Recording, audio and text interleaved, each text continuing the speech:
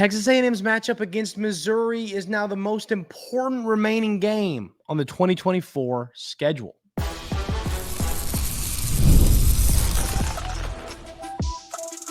You are Locked On Aggies, your daily podcast on the Texas A&M Aggies, part of the Locked On Podcast Network, your team every day.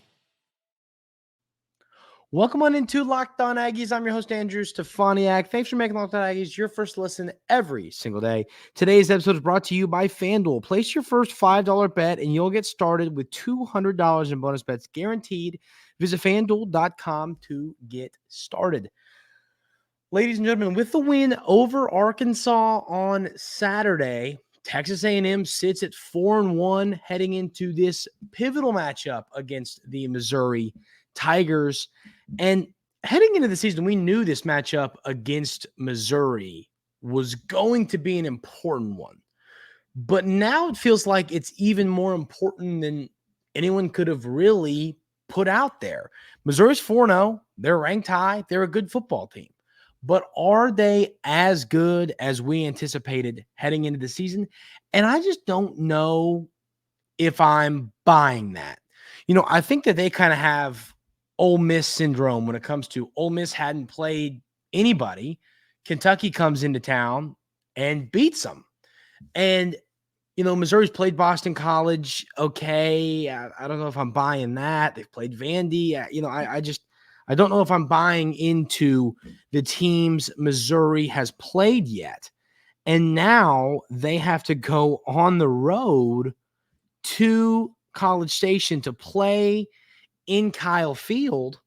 I don't think that you feel great right now if you're Missouri heading into this game. I mean, you've beat Murray State, Buffalo, Boston College in a tight one, and then Vandy in overtime. So I really just don't fully know how you feel right now heading into this game if you're Missouri. I think that it's eerily similar, the situation between Missouri and Ole Miss that we just saw play out this weekend. And I think Texas A&M is a better football team than Kentucky. So the point is, I think if Texas A&M is able to win this game against number 9 Missouri at home on Saturday, the Aggies are winning 9 football games. I think it's very simple. And we've discussed that. We've discussed the path to 9 wins. We've discussed how it's possible to get that done in the offseason in the last few weeks, and really for the last handful of months. We've discussed, how do you get to 9 wins? Losing to Notre Dame, you'd love to beat them, but losing to Notre Dame does not kill you. You need to find a way to take care of business against, like I said, Texas, LSU, or Missouri. Now that you are kind of in this stretch, you've already lost to Notre Dame. I said, if you realistically win the games you're probably supposed to, and then go 1-3 in those 4 games, that's 9-3. Now, I think that of Texas, LSU, and Missouri is the most winnable of those 3 football games. Of course, all of them are at home. When it comes to which game is the most winnable, I lean toward it being Missouri. So I just don't know how this – I think this Missouri football team is going to be a little shell-shocked. I mean, once again, they've played every single game to this point in the season at home. And so now it's like they got to leave Columbia, and they got to head down to College Station, play in one of the best environments in college football. And I think that they're just a tad bit overhyped. I was all in on the Missouri hype train heading into the season. Then we kind of get to the season, and we've seen them play, and I think they're a good football team. I think they're a really good football team, but I think Texas A&M is also a really good football team. You know, I mean, there's a reason Texas A&M right now, this line I'm looking at is -2. I think the Aggies are going to win this football game. I really do. And Missouri fans are going to be, you know, we did the Locked On SEC preview, and my team that I kind of predicted to be that under the radar team that maybe we aren't talking enough about is Missouri. And I think people were talking a lot about Missouri, but I didn't think they were talking enough about Missouri. Now that we've seen them play 4 games, I don't think they're quite what I believed they were. So yeah, I think this is a very winnable football game. And I'm just telling you, if Texas A&M is able to win this game and improve to 5-1 on the season, 9 wins then becomes, I think if you don't win 9 football games, that means all you'd have to do if you beat Missouri, you'd have to find a way to win 4 games against the likes of Mississippi State, LSU, South Carolina, New Mexico State, Auburn, and Texas.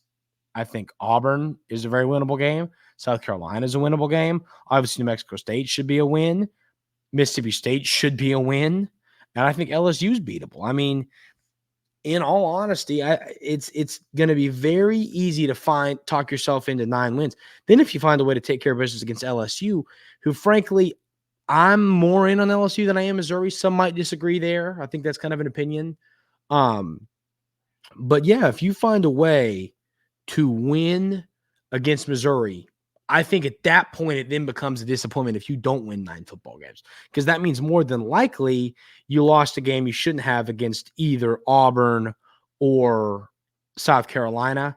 And playing those 2 games on the road are not going to be easy, but I think that Texas A&M is better than both those football teams. So this game against Missouri will give you the opportunity to overachieve, which I think is incredibly realistic. So you've got to find a way to beat Missouri. And is that going to be tough? Yeah, I think that when you have a veteran quarterback like Brady Cook, it's never easy to just really, feel confident in the football game, because while they haven't left Columbia yet, they haven't played on the road. At the same time, it's a quarterback in Brady Cook who's played a lot of football games on the road. So, that's a point in game where you go, okay, a lot of people are going to look at this and go, they're playing their first game away from home. They got to go to play at one of the most difficult, one of the most challenging environments in all of college football. But a quarterback like that has been in that situation many, many times during his career. So,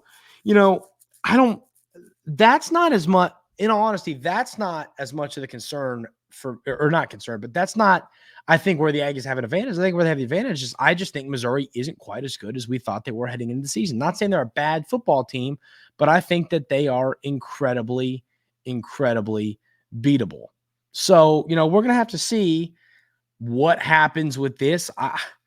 I don't have many concerns when it comes. I think that Texas A&M wins this game. And so you're going to need Marcel Reed to play well. And we're going to talk about which quarterback is it going to be in this game. Is it going to be Marcel Reed? Is it going to be Conner Weigman? I'm kind of interested to see which direction that goes. That'll be our conversation coming up here in a minute. But this game's important, ladies and gentlemen, and it is going to make the difference between, in my opinion, I think this is the difference between locking up 9 wins and winning 8 football games. I think if you win this game, I think you're locking in 9 wins. So you've got to find a way to get it done at home. Need to see a better game out of the secondary. You need to see a better game out of the you want to see another good game out of the passing attack, which is something I'm paying attention to in this game.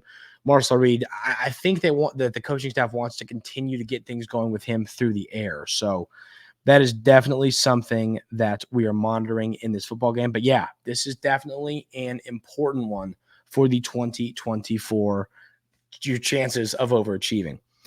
We're going to talk about if Conner Weigman is healthy, which we'll talk about the quote from Coach Elko. It sounds like it could kind of teeter either way. But if Conner Weigman is healthy at this point in the season, do you stick with Marcel Reed or do you make the move to Conner Weigman? That's going to be the conversation coming up right here on Locked On Aggies.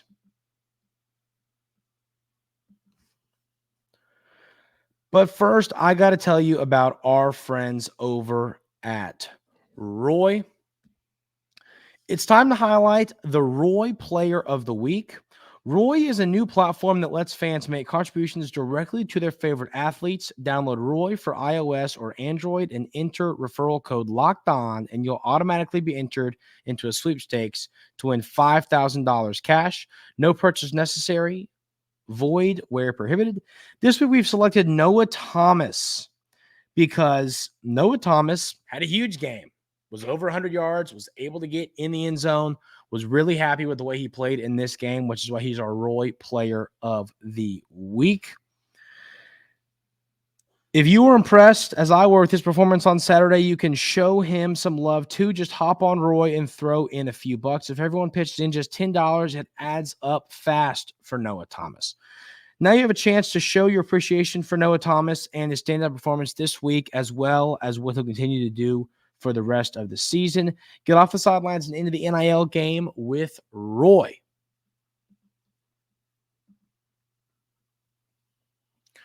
So now we're kind of in this weird part of the season, which, as Texas A&M fans, you kind of get used to when it comes to the quarterback shuffling and quarterbacks getting injured. It's just a yearly occurrence.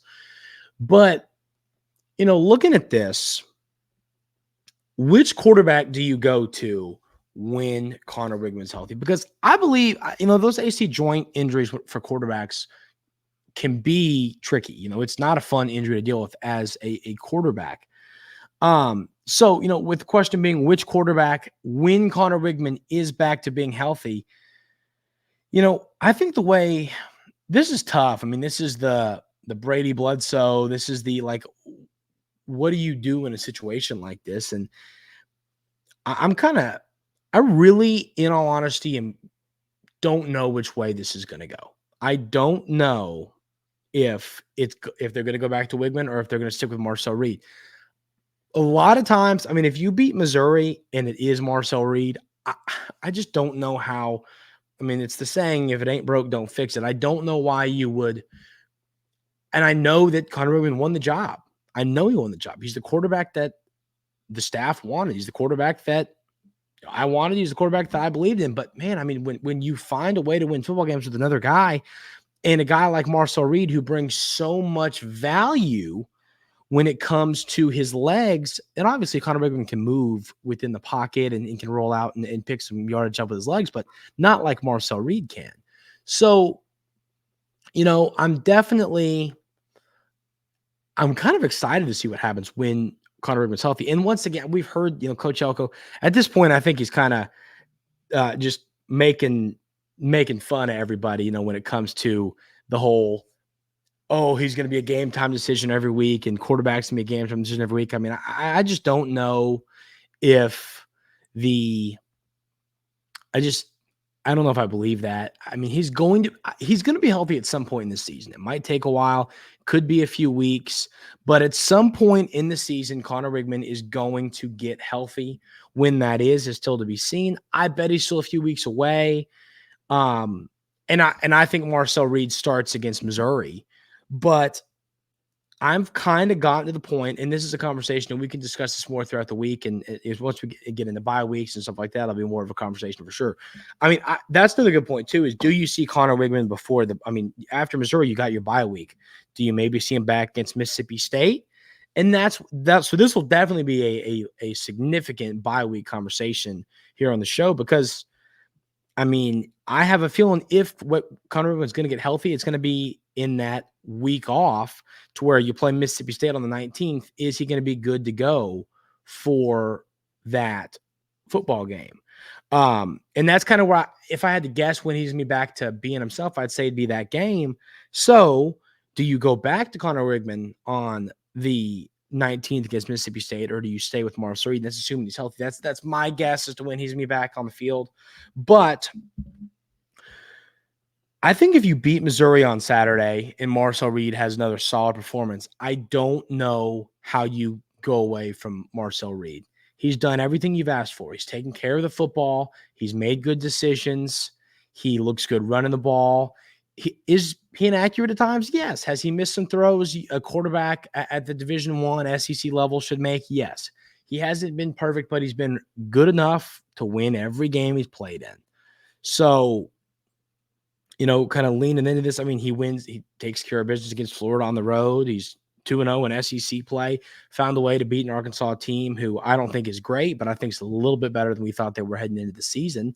And winning ugly is better than losing. So once again, I mean, that's what Marcel Reed was able to do against Arkansas, and it's 2-0 in SEC play. I don't know what more you can ask for the kid at this point. He's shown up and done exactly what you've asked of him at this point. And I think the more he settles in, I think the better he's going to get, the more accurate he's going to get. So I look at the rest of the season and the rest of the schedule, and I say to myself, I think you roll with Marcel Reed, and that is not something I would have ever anticipated talking about today earlier in the season. Now, obviously, injury is part of it, and what happened with Conner Weigman, I mean, but I'll tell you this, I would not in any way be surprised if Conner Weigman gets healthy. Let's say it's for the Mississippi State game, maybe later in the season, whatever. I would not be in any way surprised if they went back with Conner Weigman after he gets back healthy. I think the staff I really do believe the staff still looks at Conner Weigman as their quarterback. So I just think when you look at a guy as your quarterback, I think it's hard to kind of go back. Now, at the same time, I also believe that there is a point in the season, and I don't know what that point is. I'd say maybe it's LSU, maybe it's South Carolina, but I feel like there's a point in the season where the staff might just say, okay, we're just rolling with Marcel Reed. I mean, if you get to the point where you beat Missouri, you beat Mississippi State, so you'd be 6-1 with LSU coming into town. Do you just stick with Marcel Reed at that point? There's definitely a point where they'd say, okay, we're just going to stick with Marcel Reed. What is that point? I'd say it's either LSU or South Carolina, which is LSU games on the 26th of October, and the South Carolina game is on the 2nd of November. So I'd say it's somewhere in that range, in one of those 2 game range. So, and I just think that's kind of, at that point, it's like your offense is so adjusted and so used to Marcel Reed being your quarterback, does it make sense to change back to Conner Weigman? And once again, I mean, to reiterate this point, I believe the more you get Marcel Reed settled into throwing the football, and the more you get Marcel Reed settled into being more accurate downfield, you're going to see more of that balance. We've seen Texas A&M be an incredibly run-heavy football team so far early into the season. And I don't think that's going to change, but I think if you could get Marcel Reed to be more accurate, where you can get a lot of stuff going with the downfield play action passing, there's a world where Marcel Reed can really settle in this offense and start to find more success downfield. I mean, against Arkansas, he did have, he was 163 yards through the air. He's getting better and better game by game. I mean, what did he have against Florida? I already forget. Did he have more? No, he had 170 against Florida. So, he's settling in. I mean, he's going to have a 200-yard passing game plus here at some point soon. But, I mean, with what he does with his legs, it's just so valuable, the mix of his arm and his legs. He is a true dual-threat quarterback, and I think that that's going to work in Coach Klein's offense and what he's been running so far. So I'm to the point, ladies and gentlemen, where I would just stick with Marcel Reed. And, I don't know. I would not have expected saying that. I would not have expected saying that, obviously, a while back. But I think Marcel Reed's the future, and Conner Weigman at this point, it's like he's been hurt. I just don't know if I'm buying it, and I hate to say it. I hate to say it because I love Conner Weigman. I still believe in his upside, but I think Marcel Reed's a guy that can be an NFL quarterback as well, especially if he's able to dial in and get more accurate during his Texas A&M career. So it's like, do you go back with Conner? Do you stick with Marcel Reed once Conner's healthy? Let me know what y'all think about that in the YouTube comments. It's definitely gonna, because I believe Marcel Reed starts against Missouri. So I believe he starts against Missouri, and then we'll go into the bye week. Maybe Conner Weigman starts to get healthy. what happens when that happens. That'll definitely be a heavier conversation next week. But let me know which side of that argument do y'all lean on. I want to hear y'all's thoughts on that in the YouTube comments. We're going to talk about what Coach Elko had to say about Missouri and what Coach Elko had to say about the win over Arkansas in his most recent press conference. We'll have that conversation coming up right here on Locked On Aggies. But we got to talk about our friends over at FanDuel. Hey, NFL fans, you can start the season with a big return on FanDuel, America's #1 sportsbook. So when you get a hunch in the middle of the game, you can check out the latest stats, view live play-by-play, and so much more on the same page where you place your bets. You'll get started with $200 bonus bets guaranteed when you place your first $5 bet. That's FanDuel.com to get started. FanDuel, of course, is the official partner of the Locked On Podcast Network.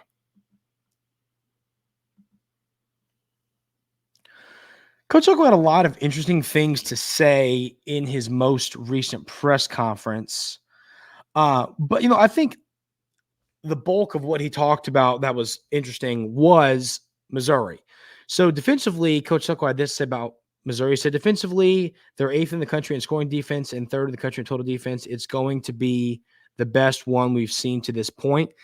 I agree. I think defensively, Missouri has been solid, but once again, what are we?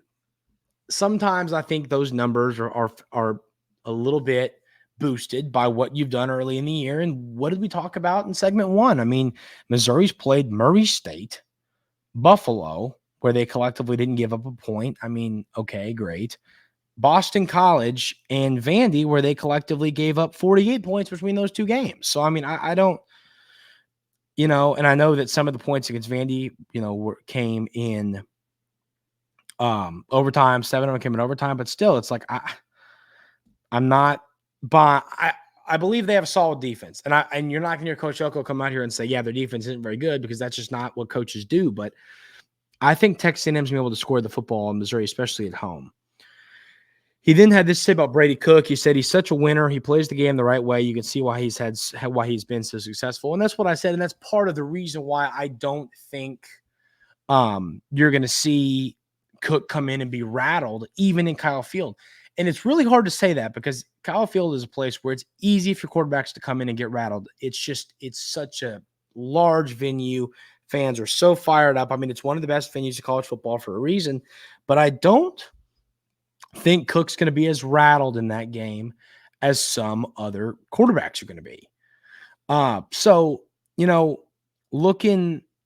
That's something to pay attention to, because if Cook comes in and he's dialed and he's cooking, you're in trouble there. So Coach Elko had this to say about offense. Offensively, they're a top 20 national offense. It all starts with the quarterback, Brady Cook, and I think he's extremely talented. No question.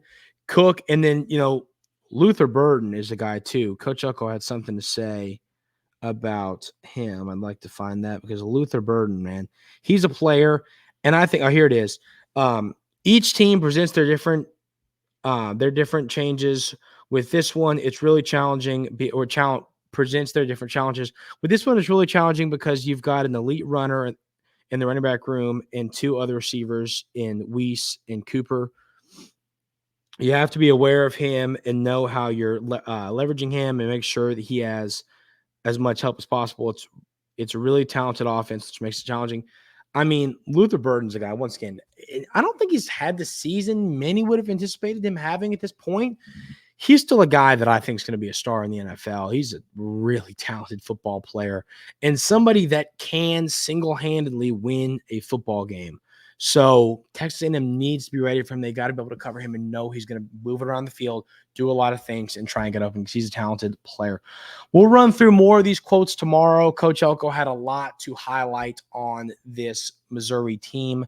We'll try and get a crossover in with the Locked On Missouri host at some point. But lots of fun stuff to talk about when it comes to this football game, because like I said to start the show, this is the most important game on the remaining schedule for the Aggies. That's going to do it for today's episode of Locked On Aggies. Thank y'all so much for being here every single day. Hope everyone has a great rest of their Tuesday, and we'll see you tomorrow right here on Locked On Aggies.